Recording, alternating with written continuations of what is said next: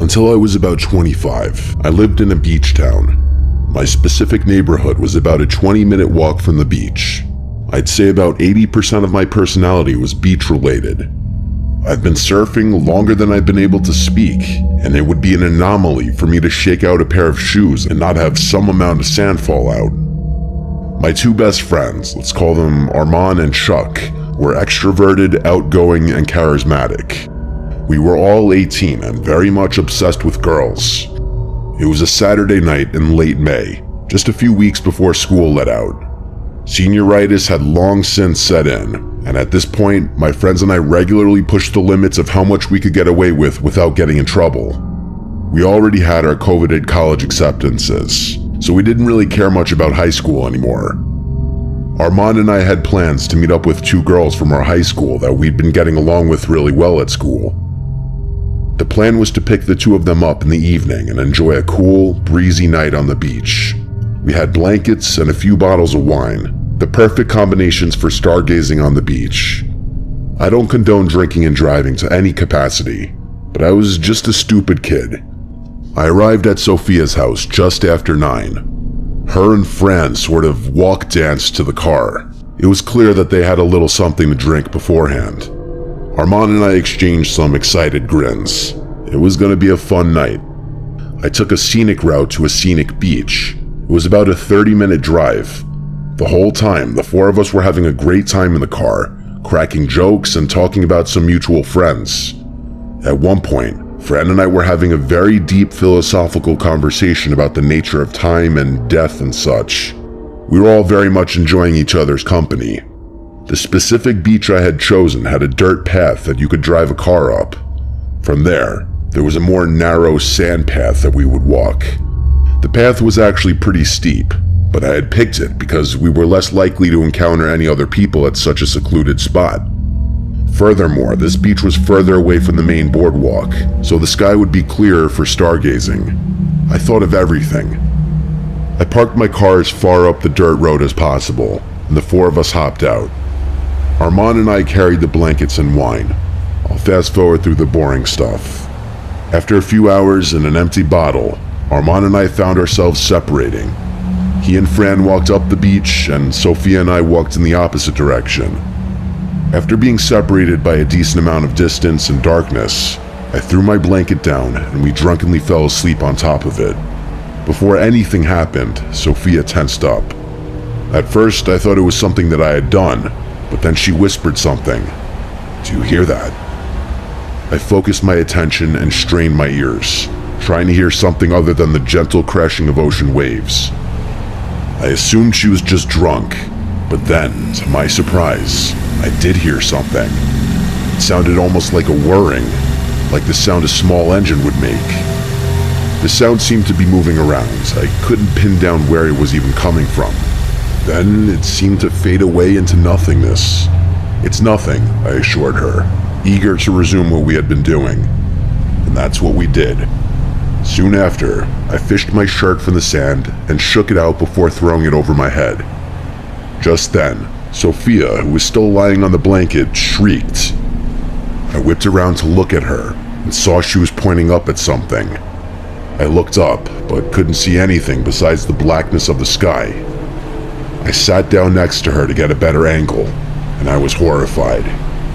From her point of view, the moon was perfectly aligned with what appeared to be a drone floating directly overhead.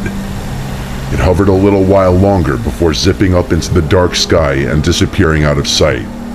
It all made sense. That noise that we had heard before was 100% the drone. I got angry at myself for not realizing at the time. I then got sick at the thought of being watched that entire time. I glanced over at Sophia and could tell she had the same exact feeling. She put her head in her hands and started crying. I consoled her as best I could before suggesting we walk back to the car. The two of us made it to the car to find Armand and Fran already there. I quickly explained the situation. The two of them were dumbfounded, and I could feel the joy in the air literally being sucked out. I began driving in silence in the direction of Sophia's house, eventually trying to lighten the mood with some conversation. It didn't work though. The girls agreed that they didn't feel safe going home just yet. It was a Saturday night, so I didn't mind staying out late. I asked if we could hang out at either of their houses. They both shook their heads, saying their parents wouldn't allow it. My house was off the table for the same reason, as was Armand's. I decided to ask Armand to call up Chuck, which he did. Chuck's house was massive and his parents were super chill. It was honestly the perfect spot. To our delight, Chuck was free. I pulled into Chuck's driveway and parked the car. Armand and the two girls began making their way towards Chuck's front door, and I told them I'd catch up to them in a second. I needed a second to think about everything that had just happened. I was more shaken up than I was letting on, so I leaned my forehead against the steering wheel and closed my eyes in an attempt to calm down a bit. Honestly, those few seconds with my eyes closed really helped. Instinctively, I pulled out my phone, which I hadn't even touched since the incident. The screen lit up, and I stared at the single notification that sat on the display. I had to blink a few times to make sure I wasn't imagining it. My entire body froze as I stared in horror at the lone notification, "AirTag found moving with you." Every emotion that I had just expelled from my body came crashing back. We were literally being tracked. I snapped out of my paralysis and jumped out of the car, examining every inch of the vehicle. Nothing on the front bumper, nothing in the grille, and nothing on the back.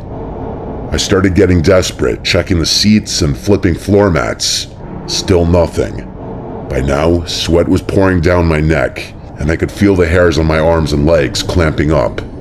I got on my hands and knees and began examining the underside of my car.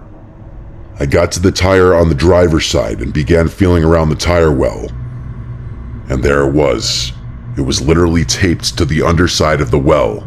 Impossible to find if you didn't know what you were looking for.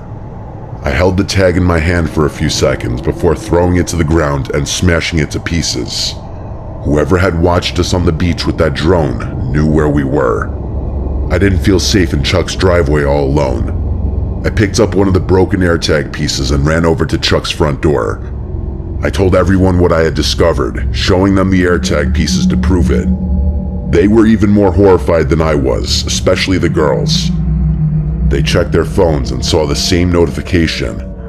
Chuck was particularly pissed off because we had been potentially tracked back to his house. After the panic subsided, we spent the rest of the night in Chuck's basement and ended up sleeping over. A couple weeks passed and nothing happened. Honestly, my friends and I were glad to forget about the whole thing, assuming it was entirely in the past now. The only way we could rationalize it was that some creep wanted to watch some young adults hook up on the beach and track their car to scare them. It was chilling to think about, but we were relieved that the situation hadn't escalated. One Sunday morning, about 3 weeks after the incident, I got a call from Chuck. He screamed through the phone for me to drive to his house as soon as possible, which I did. When I got there, he was standing in his driveway with a concerned look on his face and some paper in his hand. I was confused until I realized what he was holding. They weren't papers, but rather pictures. I examined them more closely. Pictures of me from that night on the beach. They were grainy and dimly lit, but you could clearly see Sophia and I in revealing fashion. I was disgusted. I could only imagine how Sophia would feel upon finding out. Not knowing what to do, we called the police and explained the situation. They told us that there was essentially nothing they could do, but we insisted that they at least scan the photos for prints. They eventually got back to us saying the photos turned up nothing. Sophia was terrified that whoever sent them would try and blackmail her, and I feared the same. The experience was downright traumatizing. Luckily, nothing ever happened after that, probably because we had gotten the police involved. Sophia was never quite the same around me after what happened, and I can't blame her. I can only hope those pictures don't turn up later in my life.